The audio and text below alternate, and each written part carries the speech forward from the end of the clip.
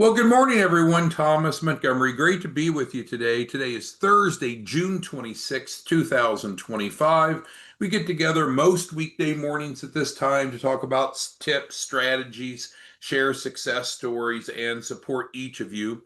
Many of you, most of you, are our distribution partners. In other words, you're a grant coordinator, also labeled as a Shelf Corp reseller, where we're working together to improve financial literacy, educate people about the grant that our 501c3 has received, and position these entrepreneurs to have a fundable business resulting in a materially large capital raise.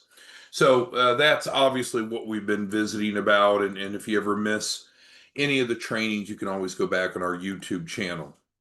Today, we're going to talk about some different categories of how entrepreneurs can own a business and thus some different angles or different propositions that you might want to consider when you're both seeking prospects and communicating with prospects.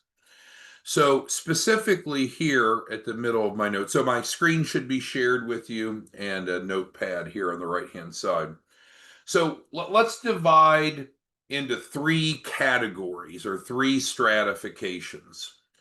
If an entrepreneur wants to have a business, the first option is they can build a business. So that's just the general what you'd normally think about. They have an idea, they have a vision, they have a dream. They often need money, but then they build that business. And it could be any type of business, hopefully legal, but any type of business, selling goods or services, anything, small or large. So that's kind of what we often think about. What I don't think that we've done a good job is talking about how you and I can help two other categories, and that's our discussion today. What if someone wants to buy a business? Or some of your clients don't really know what they want to do. They've not figured it out yet. And buying a business could make a lot of sense. So we're going to spend some time exploring that today. And then also, we could purchase a franchise. A franchise is kind of the hybrid between one and two. It's a structured business approach. Think of a McDonald's. You know, McDonald's is a very expensive franchise to buy, but it's an example where the entrepreneur is the owner, but they're plugging into a system and branding and so forth. So it's a bit of a hybrid of one and two. But I just want you to be aware of all three categories. And then I have an interesting bonus topic to share with you at the conclusion of our call today. So let's first explore. We're not going to spend any time on number one. That's kind of common sense, what we normally think about. But let's start with number two, buying a business. Now, you'll run in, most likely, if you're out actively educating and marketing, you'll run into some people that specifically have a business they want to buy. But more often, it's not that they've already identified the business, but they realize that there are economic benefits of buying a business that's already in place versus starting from scratch. So I'm going to navigate here on the website called Biz Buy Sell. It's bizbuysell.com. And they have some good resources. And it talks about the 5 steps if someone wants to buy a business. It's to understand their options, find the right business, make an offer, get financing, which is obviously what you and I do, and then close the deal. One of the biggest differences procedurally for option one and option two, and this can frustrate some people, so we need to go into it eyes wide open. If what we're going to do is just go build a business, it's something that we in phase two, remember there's 2 phases of our implementation. Phase one is getting them a fundable business infrastructure. It takes about 7 days for us to get them that. The grant pays for the Shelf Corp. They just pay a processing fee. You can mark it up. So this is scenario one. We control. We're not really dependent upon any third parties. In contrast, or alternatively, if we're going to buy a business, we're going to need a seller, right? So, and we actually need a specific seller.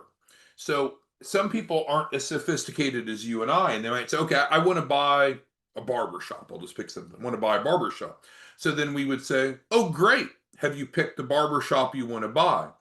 And often they'll say, no. Well, we can't do financing for an unknown business. Now, we could go back up to number one, but as far as getting financing to buy a business, it's one of the simplest ways to get financing, but we do need to know which specific business. People come to us and say they want to get in real estate, they want to buy an apartment complex. So, of course, that's buying a business, right? Okay, great. Have you found the apartment complex you want to buy? No. Well, we can't put everything together because that's incredibly important, the specific business. So let's go over to the Biz Buy Sell website. We'll navigate to the home page slowly. And there's a number of filters you can use, and it knows I'm in Texas, so it pre-populated that. But we're going to go to buy a business and search for a business. And I encourage you to do this. And so this isn't where you're going to find your clients, but this is an example of what clients could use the Shelf Corp's funding to buy. Because even though we're buying a business, there has to be an acquiring business. So your client is buying a business, but they're going to buy it through the Shelf Corp. So there's actually two businesses involved, the buyer and the seller. So let's say there's all kinds of options here. Sorry, marketed to. Let's say it's a hotel. Let's just start with this. So maybe we're interested in owning a Holiday Inn. So your client in this scenario would be the buyer. The seller would be whomever currently owns this Holiday Inn. So what you're, and this is an auction, so sorry, that wasn't a good scenario. Let's pick something that's not, let's go to this Republic Bar and Grill. So it's an existing business that's open in Katy, Texas. And don't worry about the specifics. Don't say, oh, I don't want to own a restaurant. I don't want to be in Katy, Texas. Don't worry about that. We're just looking at kind of how the setup is. So here we have 1836 Republic Bar and Grill, and there's some important information we're going to learn about it. First of all, it was established in 2014. Think about that for a moment. This is a profitable business that's been open for 11 years. So let's stop for a moment and compare and contrast a quote aged Shelf Corp versus a real business. You have to be really careful when people say, oh, I'll sell you an aged Shelf Corp. Because if it's aged, that means that it's older, and for it to be valuable, it needs to have tax returns that shows profitability and financials that show profitability. Well, you wouldn't buy the 1836 Republic Bar and Grill as an age Shelf Corp, right? Because it's a real business. Now, can you buy this business? Sure, but it's $100,000. So the first thing that we want to be very protective of is fraudulent schemes. And often, if someone's selling an aged Shelf Corp that's coming with historic financials, historic tax returns, usually it's fraudulent. Well, why? Well, because that would have to be an operating business that's been profitable. Well, you wouldn't sell 1836 and say, hey, I'm selling an aged Shelf Corp. This isn't an aged Shelf Corp, it's an operating business, right? So, how would you have an aged business that has tax returns, that has good financials, if it wasn't operating? It's statistically impossible. So understand that typically aged shelf corporations are not reputable and often include fraudulent financials. So we don't want to do that.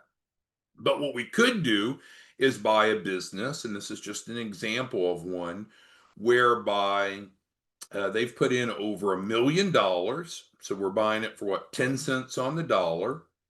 The down payment we can finance with the owner, so we can have zero out of pocket.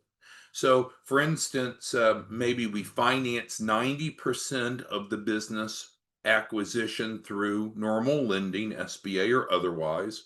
We get 10% owner financing, for example, and we've just bought ourselves an existing business with zero out of pocket, or very low out of pocket at least. And again, if all you can think about is the restaurant, you're missing the point. We'll look at other examples. But think about the borrowing capacity. So if your client is acquiring an existing business that's been around, that's been profitable, could we then turn around and do another massive capital raise under that newly acquired business because it's been around for 11 years and it's successful? It has positive cash flow? Hell yeah. So again, if what I'm sharing with you, you can't understand, maybe it's too advanced, but for those of you that can follow, you can see it's a bit of a stacking approach. Start with a Shelf Corp, acquire an existing profitable business, often with zero or very little out of pocket, and now we have a business entity that has explosive borrowing capacity. Hopefully that made sense. If not, you can dismiss today's topic. So let's go back and look at some other examples. And of course, you're paid off of the size of the client's capital raise. You're getting paid 5%. So theoretically, the bigger their purchase, the more money it is for you. But of course, it needs to be good for them. So let's look at another example. Here's a home care business. And again, you can change the industries and locations. Don't worry about the specifics. I'm trying to show you how to use this as a tool. Now, here we have a home care business. They're asking 1.3 million. What you want to be cautious of, and I think all of you are too sophisticated for this, you do not want to judge something by the sales price. If that's what you're doing, you're unsophisticated, no offense. You instead want to look at what the value of the business is. That's what smart people do. We don't care about the cost as much as we care about the value. So then we could look, okay, it's bringing in 1.7 million, been around since 1998. So again, if we think about this stacking approach, so let's say that you and I help a client purchase this home health agency. Well, at 1.4 million, you're making a really nice performance fee. You're making around 60, 70,000. So that's good for you. But my goodness, can you imagine the borrowing capacity that your client would have after they have this? Because a lot of times lenders look at how much can the borrower repay. And sure, we can always put together projections, but projections are never as strong as historical financials. A business that has, what's that, close to 140, 150,000 a month coming in per month has explosive borrowing capacity. So, and then you can see the details and where it's at and what all's included. This one says that it's 100% financing is available and so forth. So the concept here is that there are a lot of businesses for sale. I don't know what the total number is here. We didn't really care about Texas, so let's take that filter off. And so there's over 1,500 businesses for sale, including FedEx, Roots, and others right now. So let's pause for a moment about how to look up a business on this site. Pretty simple. How can we use this knowledge to help you make more money as a grant coordinator reseller? Well, you could focus some of your outreach about training and educating about how you/we can help them get money to buy an existing business that's already making a profit, right? So that's why it's so much easier to get funding for an existing business than it is a startup. That doesn't mean we can't get startups funding. Of course not. That's not the problem. But is it even easier to get funding for an existing business that's been around, that's profitable? Absolutely. And then we can turn around and stack that and use that as a platform, excuse me, to borrow an incredible amount more money. Does that make sense to everyone? Excuse me. If not, go ahead and respond so we can address. But it's real simple. You go into biz, buy, sell. So these are not prospective clients of yours, but these are businesses that your prospective clients or current clients could buy. So instead of just going into a normal build scenario, they could buy one. Okay, so that is scenario 2. So let's go back to our cheat sheet here. What about franchises? So a franchise in this definition would be a new, excuse me, a new start franchise.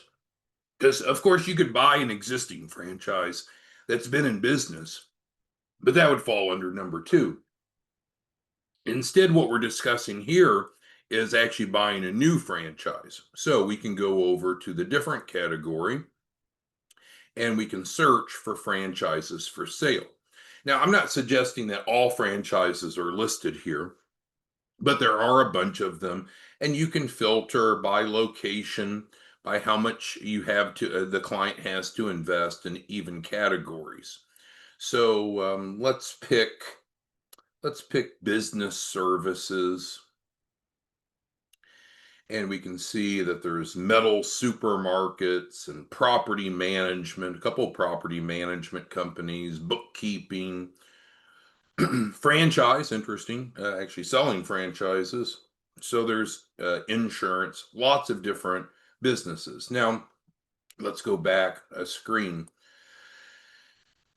One of the big differences when we're buying a business that's an existing business, which was scenario 2, a lot of times the owner is willing to do partial seller financing, and that allows the client to get into it with little to no out of pocket, because let's say 90% of it's going to be financed through the SBA or business financing, the other 10% seller financing. Add those together, it's 100%. We normally don't have that same option on franchises. So normally, to buy a franchise, it's going to have some expectations of cash required. So now we need to look at the liquidity of the client. But remember, what you and I can do with the Shelf Corp is we can go get them funding off of the Shelf Corp, so then they do have the liquidity requirements. Now we know that the standard Shelf Corp comes pre-developed, set up for 100,000. So let's maybe filter on that. Now we could always do a bigger capital raise, I know, but let's start with what's basic.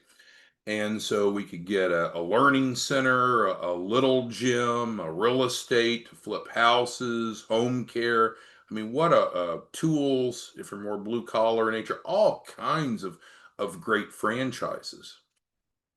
So going back to our 3 categories, so these are 3 different types of uses of funds, and we get into that in phase 2. Remember, phase 1, about 7 days, delivering the Shelf Corp documents. Then the client goes into phase 2, and that's where we figure out the use of funds. So we could help a client get money to build a business from scratch. That's the norm. That's most often. Or to buy a business, or to purchase a franchise like these. So we can do any one of those 3. It doesn't change what you do with a client as a reseller, as a grant coordinator. You need to get them under contract. You need to collect the processing fee, which you determine what that is. Anything above $499.99 you keep. It's 7 days later. Around that, we have the Shelf Corp delivered, and then they're in phase 2, and we handle from that point forward. So when we're having this conversation, it's not to make your life more complicated, because in fact, your duties, your process is exactly the same.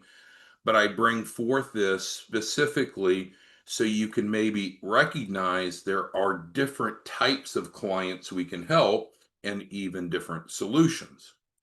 The problem, maybe it's not a problem, but the factor you've got to consider though is if we get to phase two and they say, "Hey, I want to purchase a franchise." Great. We need to know which franchise they want to purchase because it's going to determine the structure of the funding. Or if they say, "Oh, I want to buy an existing business." Okay, that's fine. Which business do you want to buy? When you have entrepreneurs that are lesser sophisticated, they'll just say, "Well, I don't know. I want to buy some car dealership," just for example. Well, which one? I don't know. Well, we can't get financing for I don't know. It doesn't work that way. So, for example, in Plano, Texas, which is a very affluent suburb of Dallas, Fort Worth, we could go buy a Highline pre-owned dealership, even though those cars sure don't look Highline to me. Highline means expensive, for 10 million. And again, what do we not do? We don't judge the value of the business by the selling price. That's a very unsophisticated unsophisticated approach. Instead, we want to look at the value of it. And part of that value is, well, is it making money?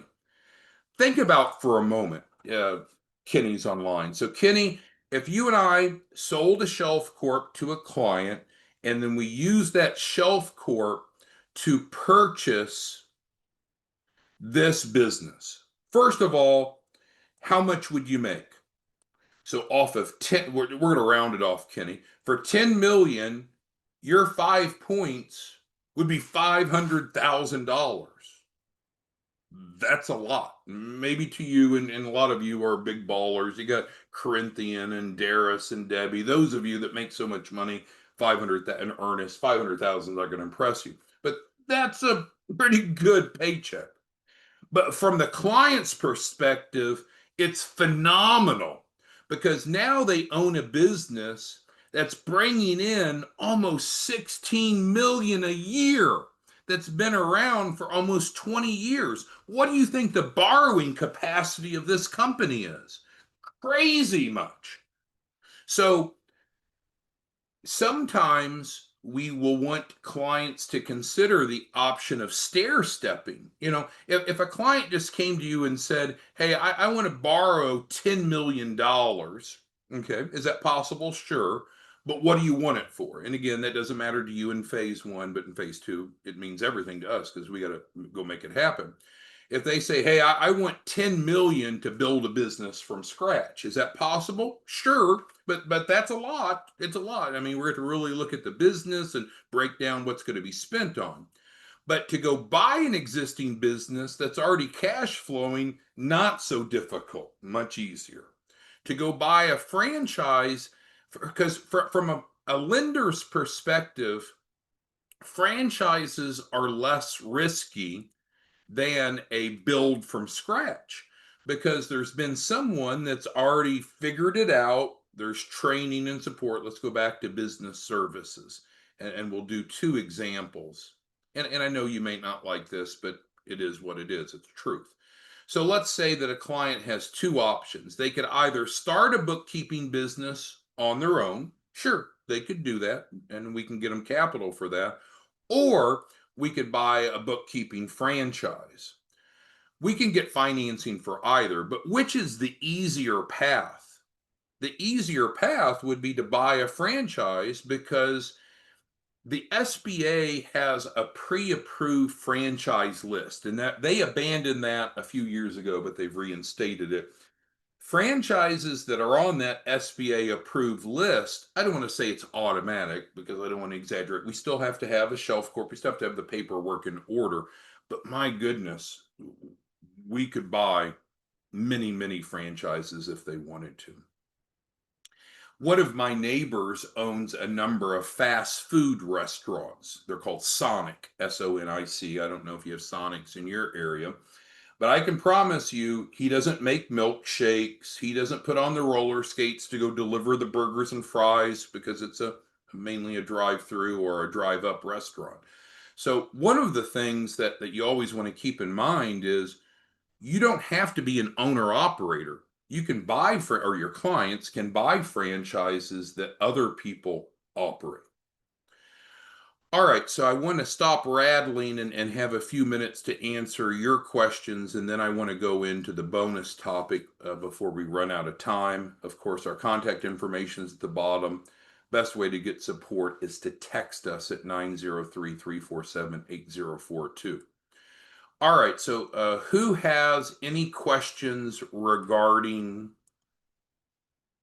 what we've covered so far? I see a bunch of comments, but a lot of them I can't really assimilate in a useful way. Okay, but I don't see any specific relevant questions. So our goal thus far, we have something else very important to close on, but we just want to understand that the use of a Shelf Corp like you and I provide can be the conduit to do three different things. It could be to build a business, that's most common.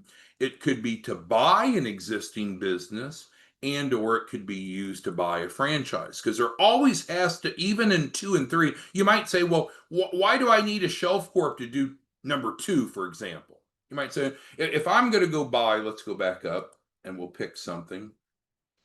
We're going to search for a business and we'll change the state. I guess it keeps defaulting to Texas just because that's where I am. But let's say that we're going to buy this FedEx route or routes for 2.3 million.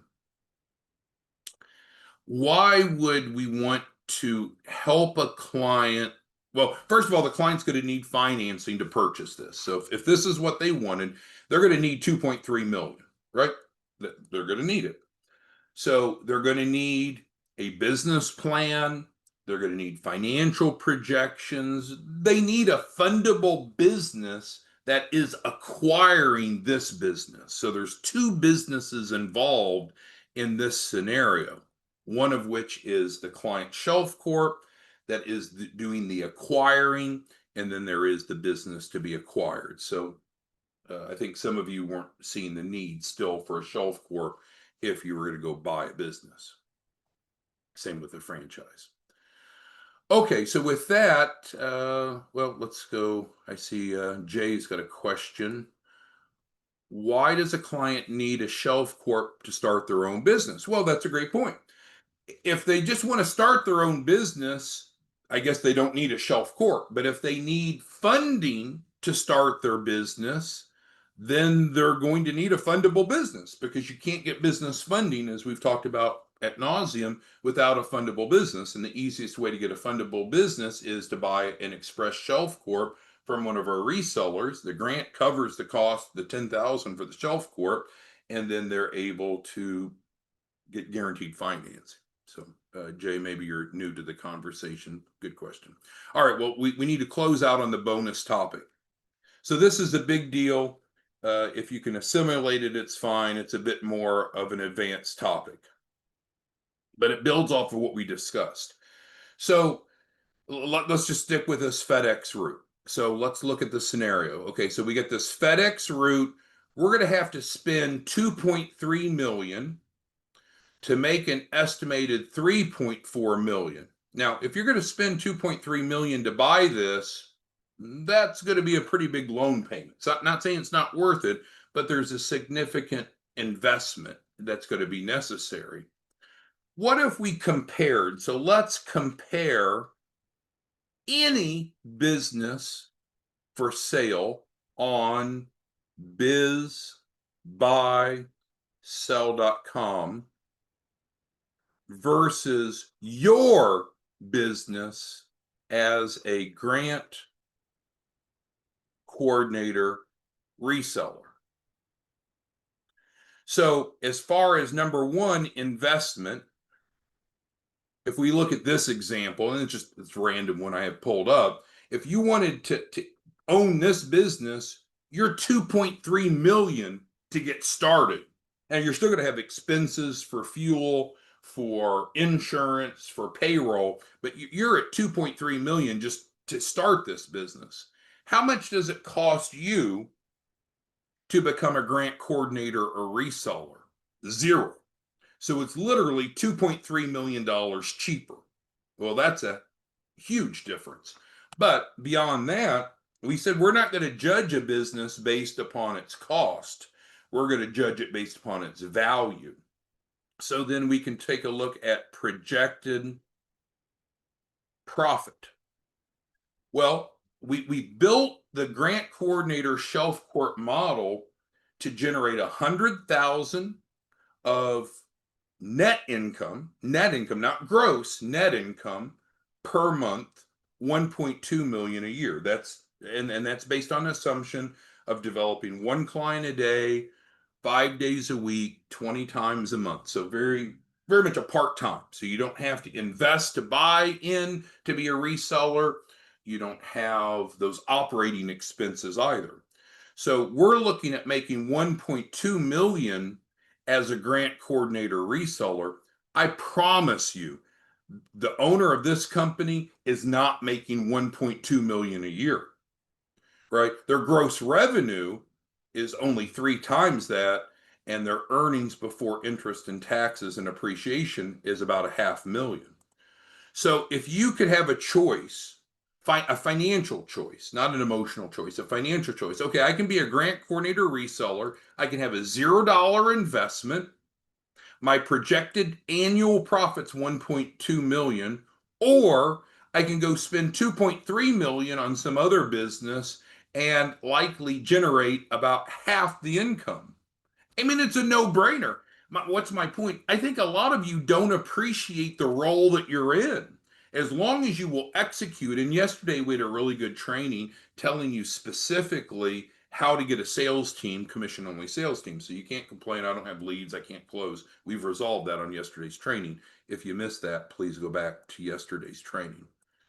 But the bottom line is the seat that you're in is freaking incredible if you're a successful CEO and you can go run the business.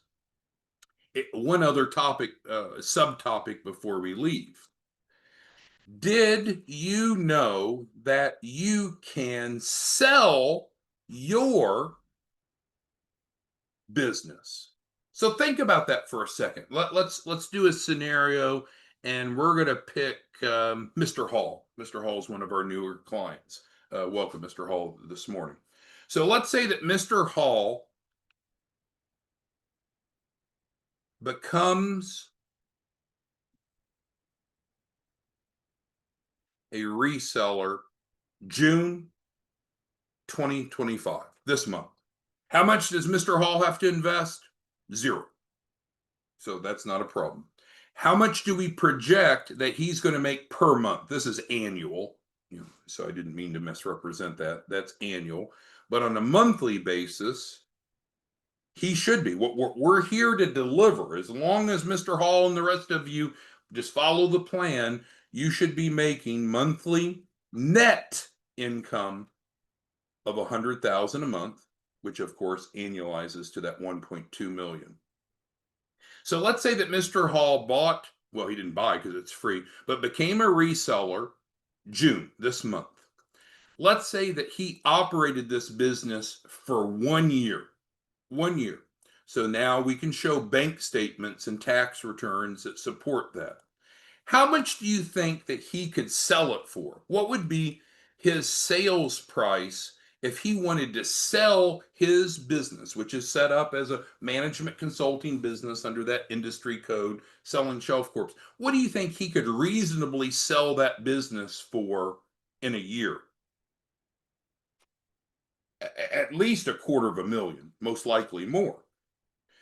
So then could Mr. Hall then sell that, put $250,000 in his pocket, and then turn around and repeat it every year or as often as he wanted?